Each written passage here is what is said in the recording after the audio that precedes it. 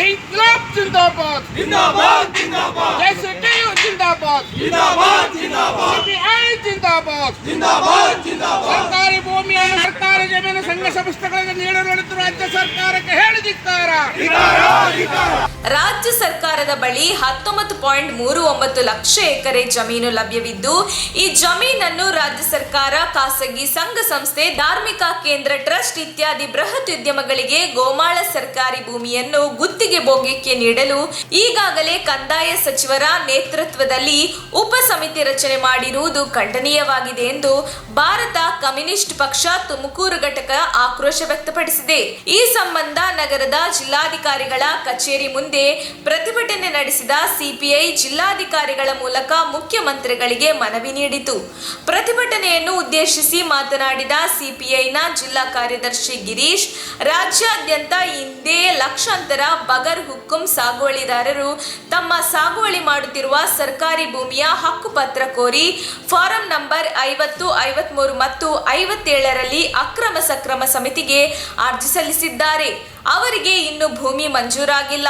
ಹೀಗಿರುವಾಗ ಇಂತಹ ಬಗರ್ ಹುಕ್ಕುಂ ಸಾಗುವಳಿ ಭೂಮಿಯನ್ನು ಸರ್ಕಾರಿ ಭೂಮಿ ಎಂದು ಪರಿಗಣಿಸಿ ಖಾಸಗಿ ಸಂಸ್ಥೆಗಳಿಗೆ ಮಂಜೂರು ಮಾಡಿದಲ್ಲಿ ಲಕ್ಷಾಂತರ ಕುಟುಂಬಗಳು ಭೂರಹಿತವಾಗಿ ಬೀದಿ ಪಾಲಾಗಲಿದ್ದಾರೆ. ಇದು ಸಾಮಾಜಿಕ ಸಂಘರ್ಷಕ್ಕೂ ಕಾರಣವಾಗಲಿದೆ ಎಂದರು. ಈಗಾಗಲೇ ರಾಜ್ಯ ಸರ್ಕಾರ ನಿವೇಶನ ರಹಿತ ಸಮೀಕ್ಷೆ ನಡೆಸಿದ್ದು, ಅದರಂತೆಯೇ ಲಕ್ಷಾಂತರ ಕುಟುಂಬಗಳು ಸ್ವಂತ ವಾಸದ ನಿವೇಶನಕ್ಕಾಗಿ ಅರ್ಜಿ ಸಲ್ಲಿಸಿದ್ದಾರೆ. ಅವರಿಗೆಲ್ಲ ಇದುವರೆಗೂ ನಿವೇಶನ ಸಿಕ್ಕಿಲ್ಲ. ರಾಜ್ಯದ ಬಹುತೇಕ ಗ್ರಾಮ ಪಂಚಾಯಿತಿಗಳು ನಿವೇಶನಕ್ಕಾಗಿ ಭೂಮಿ ಮಂಜೂರಾತಿಗೆ ಪ್ರಸ್ತಾವನೆ ಸಲ್ಲಿಸಿದೆ. ನಿವೇಶನ ನೀಡಲು ಅಗತ್ಯ ಸರ್ಕಾರಿ ಭೂಮಿ ಲಭ್ಯವಿಲ್ಲ ಎಂದು ಕಂದಾಯ ಇಲಾಖೆ ಹೇಳುತ್ತಿದ್ದು, ಅದಕ್ಕೆ ಪ್ರತಿಭಾವಿತ ಅರಣ್ಯ ಕಾರಣ ನೀಡಲಾಗುತ್ತಿದೆ. ಇಂತಹ ಸಂದರ್ಭದಲ್ಲಿ ಸರ್ಕಾರ ಖಾಸಗಿ ಸಂಸ್ಥೆಗಳಿಗೆ ಭೂಮಿ ನೀಡುವುದು ಸಾಮಾಜಿಕ ನ್ಯಾಯಕ್ಕೆ ವಿರುದ್ಧವಾದ ಕ್ರಮವಾಗುತ್ತದೆ ಎಂದರು. ಏನ್ ಮಾಡ್ತಾ ಇದೆ ಅಂತ ಹೇಳಿದ್ರೆ, ಇವತ್ತಿನ ಏನು ಬಿಜೆಪಿ ನೇತೃತ್ವದ ರಾಜ್ಯ ಸರ್ಕಾರ ಇದೆ, ಮುಖ್ಯಮಂತ್ರಿಗಳಾದಂಥ ಬಸವರಾಜ ಬೊಮ್ಮಾಯಿ ಅವರು ನಮ್ಮ ಕಂದಾಯ ಸಚಿವರಾದಂಥ ಅಶೋಕ್ ರವರ ನೇತೃತ್ವದಲ್ಲಿ ಒಂದು ಉಪ ಸಮಿತಿಯನ್ನು ರಚನೆ ಮಾಡಿದೆ. ಆ ಉಪ ಸಮಿತಿ ರಚನೆ ಮಾಡಿದ ಉದ್ದೇಶ ಏನಪ್ಪ ಅಂತ ಹೇಳಿದ್ರೆ, ಏನು 19,39,000 ಎಕರೆ ಭೂಮಿ ಇದೆ, ಅದನ್ನು ಯಾರಿಗೆ ಕೊಡಬೇಕು ಅಂತ ಹೇಳ್ಬಿಟ್ಟು ಇವತ್ತು ಯೋಚನೆ ಮಾಡಬೇಕಾಗಿದ್ದ ಪರಿಸ್ಥಿತಿ ಇದೆ. ಯಾಕಂದರೆ ಈ ದೇಶದಲ್ಲಿ, ಈ ರಾಜ್ಯದಲ್ಲಿ ಹಲವಾರು ಭೂ ಸ್ವಾಧೀನ ಪ್ರಕ್ರಿಯೆಗಳು ನಡೀತಾ ಇದ್ದಾವೆ.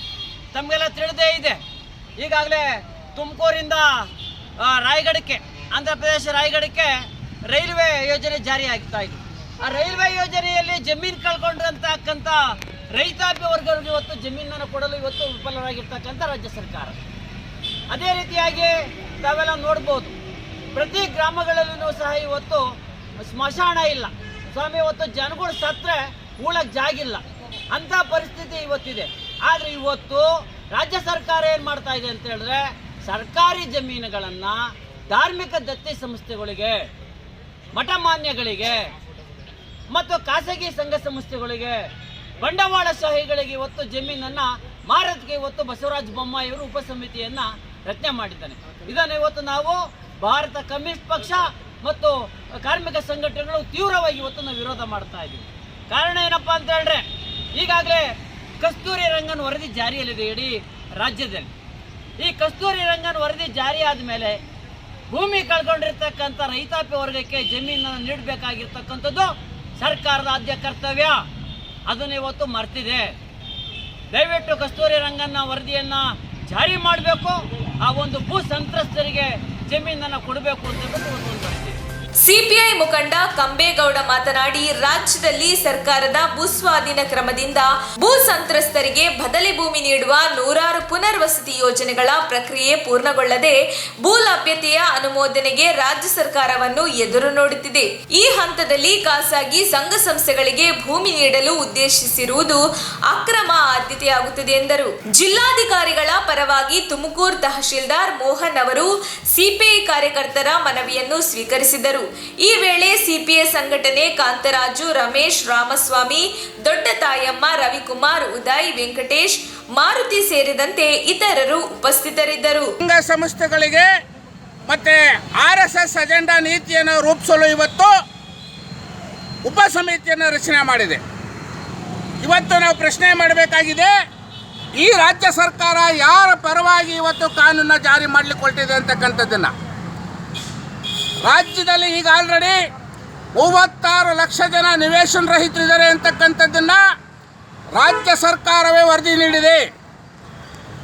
ಫಾರಂ 50, ಫಾರಂ 53 ಮತ್ತು ಫಾರಂ 57 ಈಗ ಆಲ್ರೆಡಿ ಜಮೀನಿಗೆ ಪಟ್ಟ ಬೇಕು ಅಂತ ಅರ್ಜಿ ಸಲ್ಲಿಸಿರ್ತಕ್ಕಂಥ ಲಕ್ಷಾಂತರ ಜನ ರೈತರು ಇವತ್ತು ಆಲ್ರೆಡಿ ಕಾಯ್ಕೊಂಡು ಕೂತಿದ್ದಾರೆ.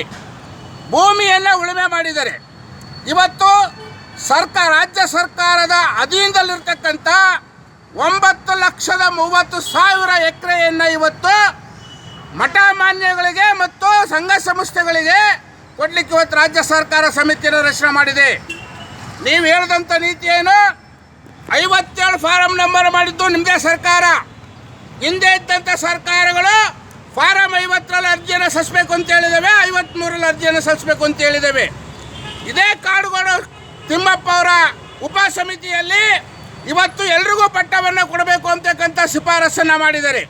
ಆದರೆ ಇವತ್ತು ನೀವು ಕಾರ್ಪೊರೇಟ್ ನೀತಿಯನ್ನು ಜಾರಿ ಮಾಡಲು ಸಲುವಾಗಿ, RSS ನೀತಿಯನ್ನು ಜಾರಿ ಮಾಡಲು ಸಲುವಾಗಿ ಇವತ್ತು ಮಠ ಮಾನ್ಯಗಳಿಗೆ ಇವತ್ತು 19,30,30,000 ಎಕರೆಯನ್ನು ಕೊಡ್ಲಿಕ್ಕೆ ಹೊರಟಿದ್ದೀರಾ. ಈ ರಾಜ್ಯದ ಜನರನ್ನು ನೀವು ಬೀದಿಗೆ ತಳ್ಳಲಿಕ್ಕೆ ಹೊರಟಿದ್ದೀರಿ. ಈ ಕೂಡಲೇ ಕೈ ಬಿಡಬೇಕು. ಈ ಹೋರಾಟ ಸಾಂಕೇತಿಕವಾದಿದ್ದು. ಇವತ್ತು ಲಕ್ಷಾಂತರ ಜನ ಕುಟುಂಬಗಳು ಇವತ್ತು ಮನೆ ಇಲ್ಲದೆ ವಾಸವನ್ನು, ಬರೀ ಬಿಸಿಲಲ್ಲಿ ಗುಡಿಸಲು ವಾಸವನ್ನು ಮಾಡ್ತಾ ಇದ್ದಾವೆ. ಲಕ್ಷಾಂತರ ಸಾವಿರಾರು ಜನ ರೈತರು ಇವತ್ತು ಭೂಮಿ ಇಲ್ಲದೇ ತಮ್ಮ ಕೂಲಿಯನ್ನು ನೆಚ್ಕೊಂಡು ಜೀವನ ಮಾಡ್ತಾ ಇದ್ದಾವೆ. ಅವರಿಗೆ ಭೂಮಿಯನ್ನು ಕೊಡೋದು ಬಿಟ್ಟು ಇವತ್ತು ಈ ಭೂಮಿಯನ್ನು ಶ್ರೀಮಂತರು ಪಾಲು ಮಾಡಲಿಕ್ಕೆ ಅಂಬಾನಿ, ಟಾಟಾ ಬಿರ್ಲಾ ಸಂಘ ಸಂಸ್ಥೆಗಳಿಗೆ ಕೊಡ್ಲಿಕ್ಕೆ ಹೊರಟಿದ್ದೀರಿ. ಇದ್ಯಾವ ನ್ಯಾಯ? ಈ ನೀತಿಯನ್ನು ಕೂಡಲೇ ಕೈ ಬಿಡಬೇಕು. ಇದು ನಮ್ಮ ಭಾರತ ಕಮ್ಯುನಿಸ್ಟ್ ಪಕ್ಷದ ಒತ್ತಾಯ. ಇಲ್ಲದೆ ಹೋದರೆ ಈ ವಿಷಯವನ್ನು ಇಡೀ ಮತದಾರರ ಗಮನಕ್ಕೆ ತಗೊಂಬಂದು ನೀವು ಮಾಡ್ತಕ್ಕಂಥ ದ್ರೋಹವನ್ನು ಹೆಚ್ಚಿಸಬೇಕಾಗುತ್ತೆ. ನಮ್ಮ ತುಮಕೂರು ಮಾಧ್ಯಮದ ವಿಶೇಷ ಸುದ್ದಿಗಳನ್ನು ನಿರಂತರವಾಗಿ ಪಡೆದುಕೊಳ್ಳಲು ಚಾನೆಲ್ ಅನ್ನು ಸಬ್ಸ್ಕ್ರೈಬ್ ಮಾಡಿ. ಕ್ಷಣ ಕ್ಷಣದ ಸುದ್ದಿಗಳಿಗಾಗಿ www.nammathumakuru.com ಗೆ ಭೇಟಿ ನೀಡಿ.